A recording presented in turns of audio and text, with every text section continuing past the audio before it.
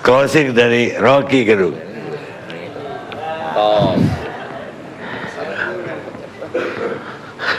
Oke, nggak ada pertanyaan. Nggak ada, terserah Anda. Oke, saya mau bicara lebih tajam, karena itu silahkan bantah duluan tuh. Nggak ada yang mau bantah duluan ya. Oke, saudara, ini tadi saya buka Twitter, itu semua orang bilang membosankan itu. Karena seolah-olah ada yang diulang dan kita mengalami involusi di dalam memutuskan status dari tema hari ini. Dan sangat mungkin kalau ini berlanjut pola ini, maka sebelum 2030 yang bubar tuh Indonesia Lawyers Club itu.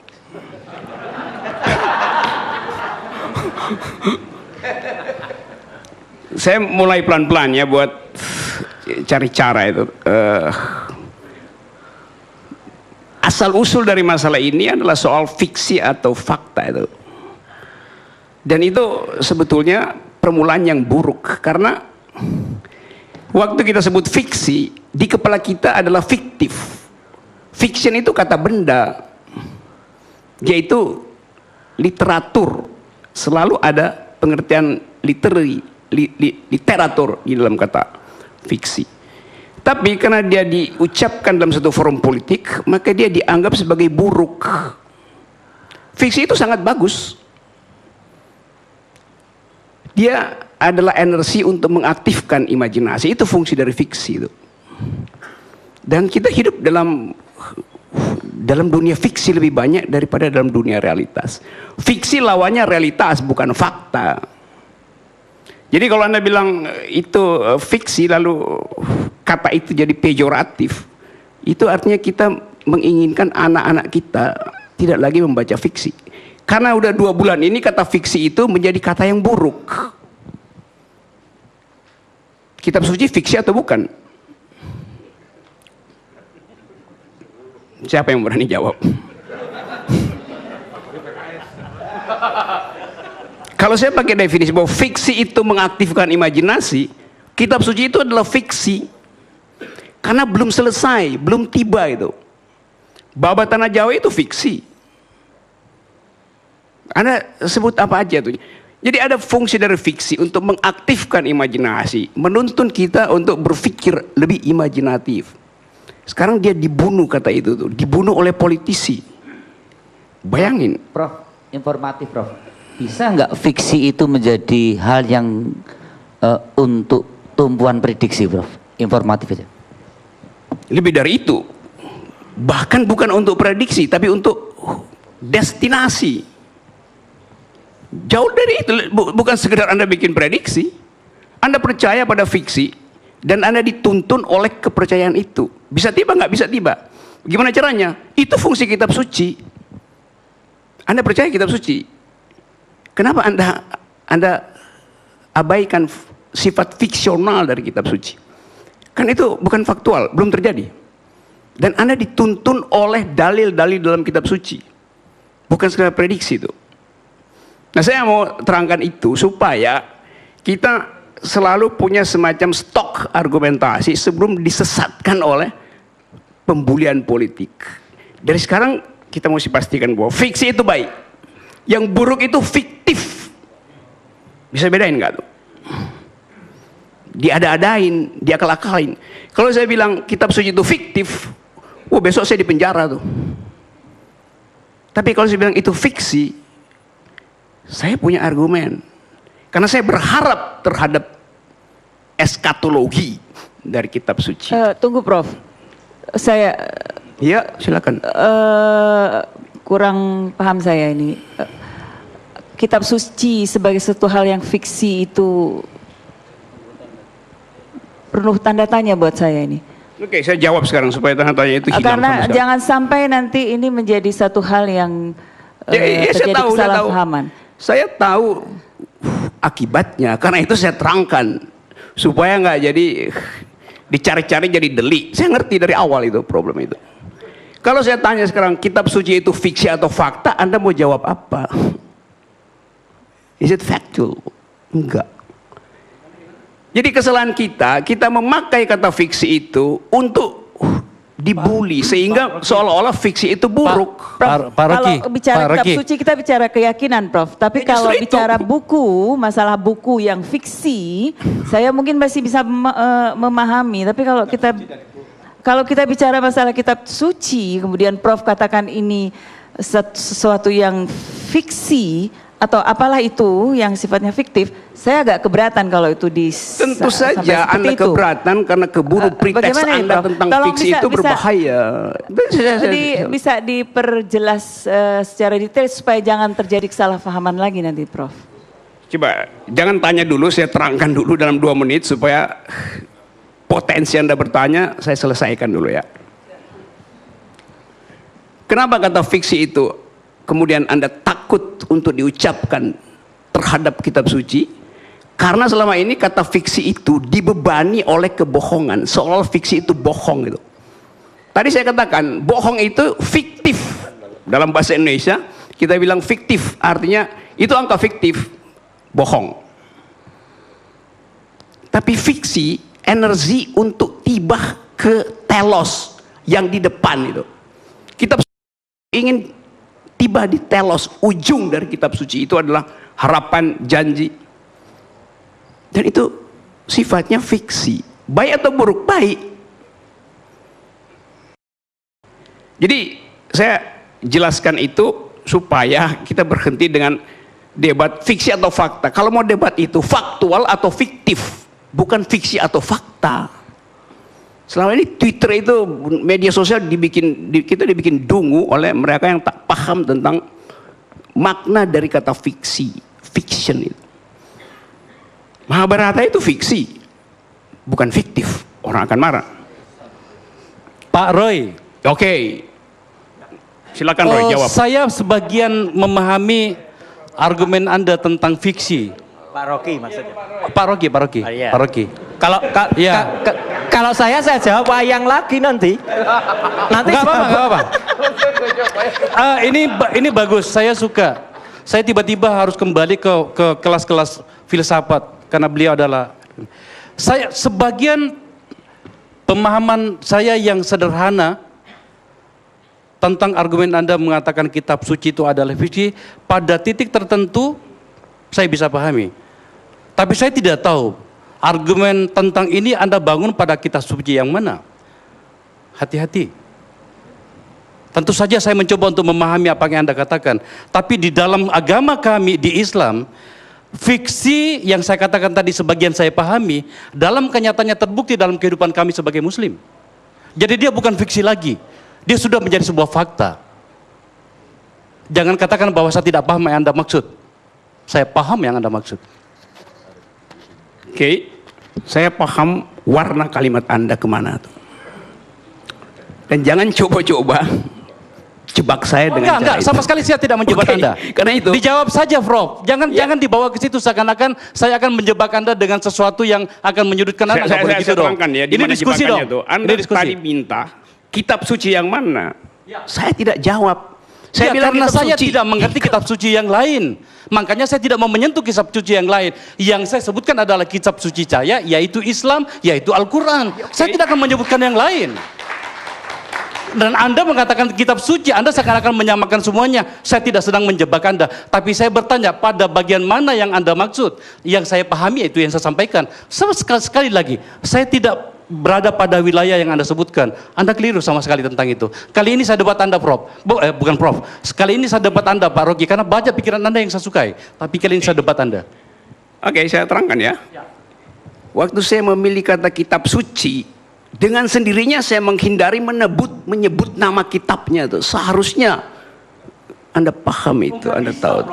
Nggak bisa, Pak Rocky. Ngapain jutanya? Loh, nggak bisa dong, karena Anda memulainya, maka kemudian saya mulai juga dengan mengatakan yang saya pahami adalah kitab suci saya. Ya udah, nggak apa-apa, you pahami itu. Tapi kemudian Anda mengatakan bahwa jangan jebak saya. Oh enggak, Anda berpikir negatif dulu kepada saya. Saya kira pertanyaan Anda udah keluar, biar dia jawab. Tapi kalau enggak, Anda berdua bersiaran namanya, bukan bersiaran. Oke ya, saya lanjutkan ya. Jadi bagi saya, fiksi itu kreatif. Sama seperti orang beragama, kreatif. Dia menunggu eskatonnya. Dia menunggu telosnya tuh. Anda ucapkan doa, sebetulnya Anda masuk dalam energi fiksional.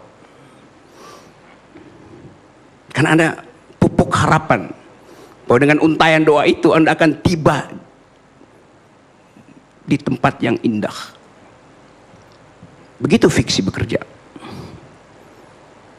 Lalu, bisakah itu disebut sebagai keyakinan? Bisa. Di dalam agama, fiksi itu adalah keyakinan.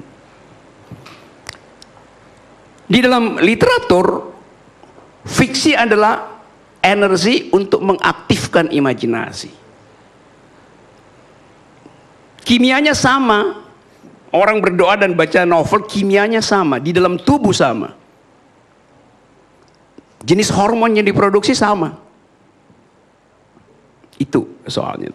Jadi itu pengantar untuk menertibkan kekacauan publik yang dibuat oleh politisi itu. Yang kedua adalah soal adu meme di medsos, Jokowi versus Prabowo itu. Saya ikuti itu. Saya ikuti reaksi presiden terhadap pidato Prabowo. Tetapi ada yang palsu di dalam cara presiden bereaksi itu. Dia pasti palsu karena dia bereaksi terhadap pidato. Jadi presiden tidak berpidato. Dia bereaksi terhadap pidato. Reaksi pertama terhadap kaos dengan hashtag tadi itu. Apa namanya? Kaos 2019 ganti presiden. Loh, hashtag itu adalah fiksi. Ngapain bereaksi terhadap fiksi? Kan belum terjadi 2019 pergantian presiden. Jadi siapa yang ngajarin presiden untuk bereaksi terhadap fiksi itu? Reaksi terhadap fiksi adalah fiksi juga akhirnya.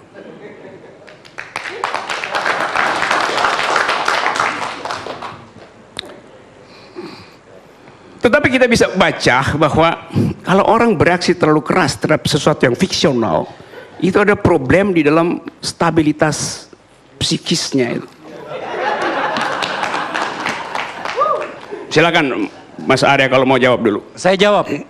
Saya kira kita ini bukan. Gak apa-apa, bagus ini. Enggak, ini bagus. bukan jawab. Begini, baru kali ini saya mau mendebat Pak Rocky Gerung karena menurut saya kali ini memang harus Anda mendengarkan sesuatu juga. Oke. Ya, mengatakan bahwa apa reaksi yang apa tadi istilahnya itu? Iya, fiksi dan segala macam. Masalahnya adalah saya juga memahami apa yang disebut dengan agenda setting. Itu gurunya tuh di samping Anda itu, Salemba School itu. Effendi Ghazali mengajarkan saya itu. Jadi fiksi kemudian itu yang Anda minta untuk tidak kita tanggapi secara berlebihan, itu sebenarnya adalah sebuah agenda setting. Dan agenda setting itu adalah untuk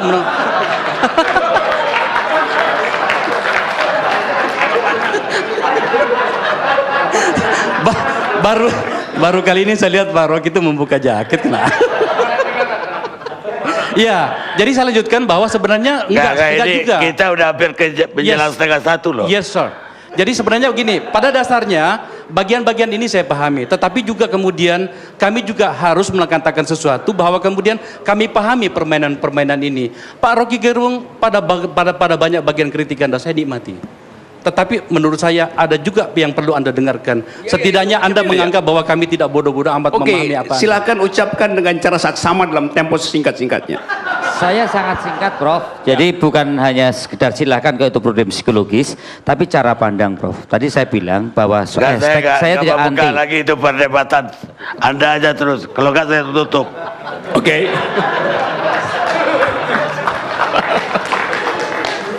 Oke,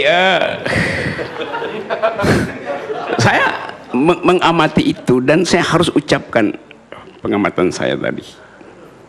Lalu saya lihat Pak Presiden juga dalam gambar itu turun ke sawah motornya diparkir. Ada gambar itu kan? Ada gambar presiden turun ke sawah di Sukabumi? Ada ke sawah? Ya. Lalu saya bikin semacam kita imajinasikan. justru itu saya imajinasikan ada. Prof, kok minta gambarnya, tapi ngeliriknya ke ini, minta gambarnya tapi ngeliriknya ke sini. Ini, Karena ini itu maksudnya apa ini? Produsen gambar tuh.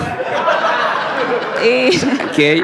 Ini jelas. Oke, saya buat imajinasi menurut Pak Karin. Saya berimajinasi waktu Bung Karno bertemu petani, dia turun dari dokarnya.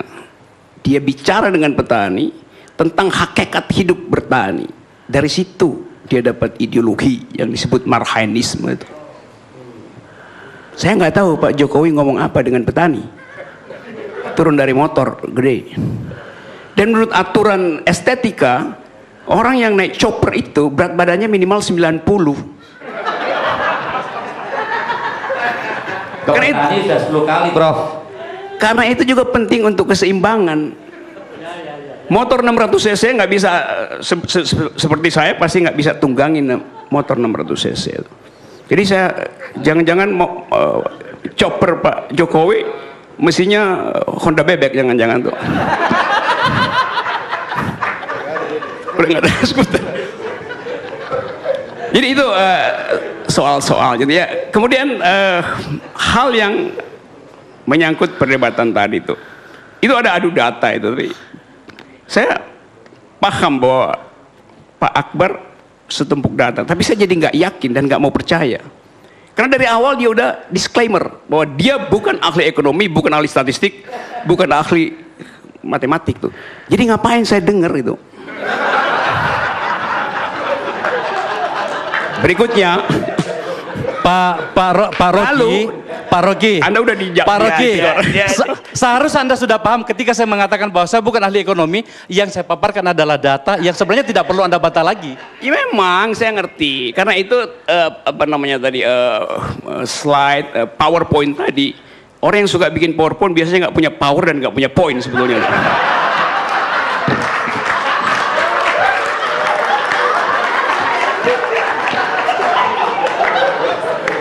Bang Karni, saya Apalagi dikit, tadi? Prof, komen dikit. Sudah ada, no.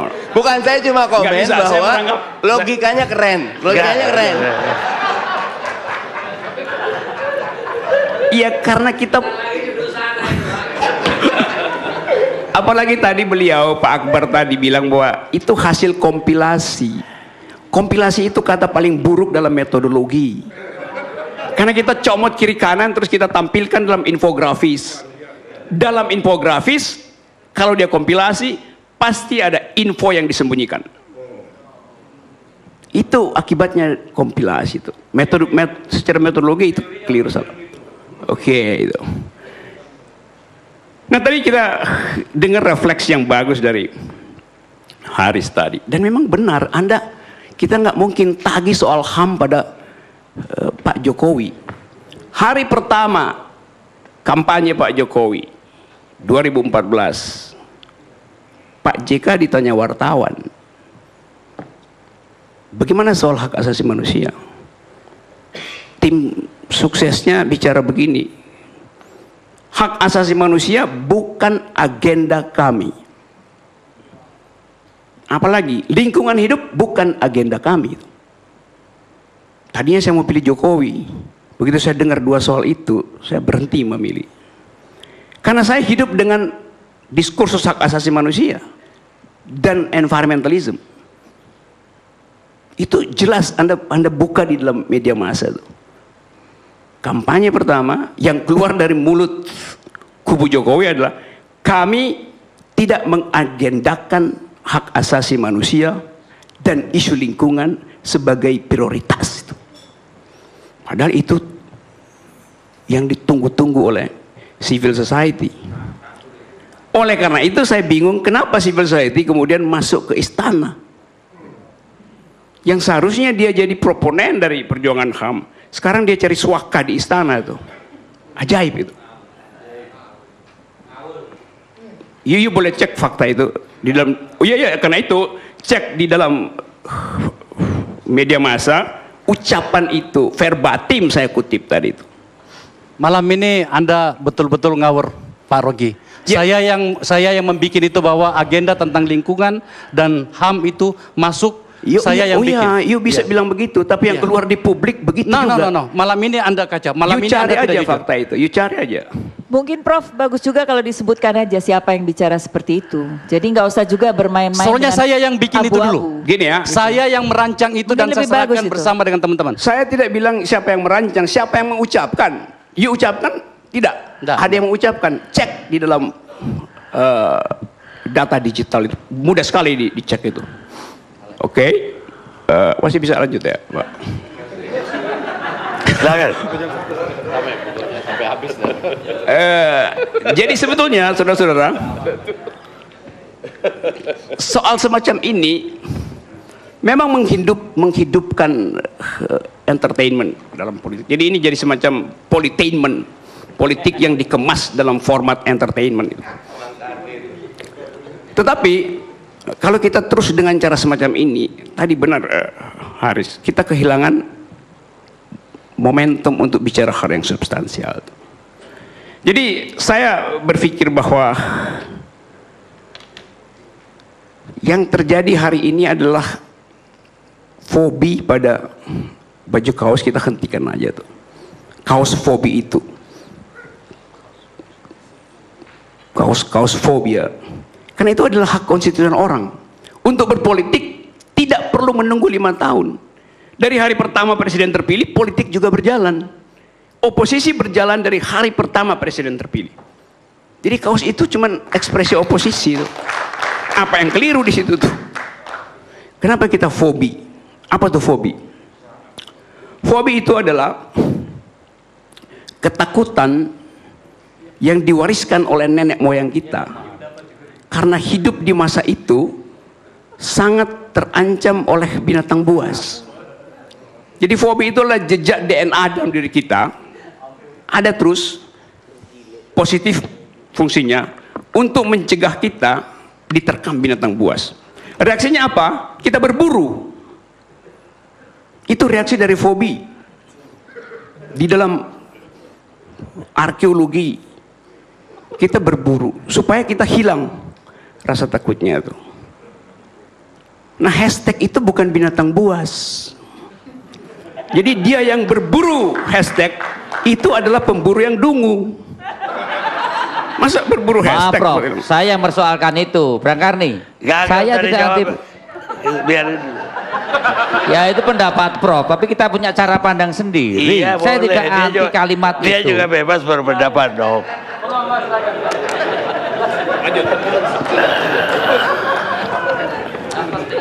Oke, karena udah malam. Oke, saya cari cara buat nutup ya. Salah satu fiksi yang saya paling suka dan Anda semua yang di sini saya kira masih sempat mengikuti, fiksi yang dibuat oleh Ko Ping Ho itu. Ko Ping Ho itu nggak pernah pergi ke Cina, tapi dia bisa menggambarkan antropologi Cina, landscaping Cina, dan ilmu silat Cina itu demikian lengkap, demikian sempurna sehingga kita terbawa di dalam imajinasi itu. Jadi fiksi itu menghidupkan. Salah satu quotation di dalam Ko Ping Ho saya masih ingat sampai sekarang. Jadi Anda lihat betapa fiksi itu berbekas. Dalam satu adegan silat, Ko Ping Ho gambarkan begini. Tokonya namanya Bukek Syamsu. Masih ingat ya? Tahu. Tahu. Gurunya Ko Sumahan. Ping Ho tulis begini nih. Bukek Syamsu telah menyarungkan pedangnya sebelum tubuh berdebah itu jatuh ke bumi. Jadi saya bayangkan waktu saya masih SMP, secepat apa besutan pedangnya Bukek Syamsu sehingga dia sudah menyarungkan pedangnya baru tubuh berdebah itu jatuh ke bumi. Kalau orang bertanya, siapa Bukek Syamsu? Siapa tubuh berdebah itu? Tunggu 2019. Terima kasih. Ini bukan pengamat.